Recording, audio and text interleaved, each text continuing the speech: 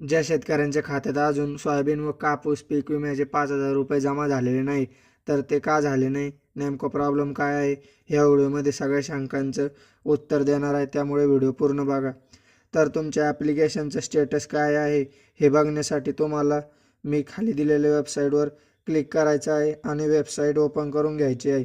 Website open केल्यानंतर उजव्या बाजूला वरती लाल चौकोनमध्ये डिस्बर्समेंट स्टेटस वर क्लिक करायचं आहे. नंतर तुम्हाला डिस्बर्समेंट स्टेटस नावाचा नवीन पेज दिसेल.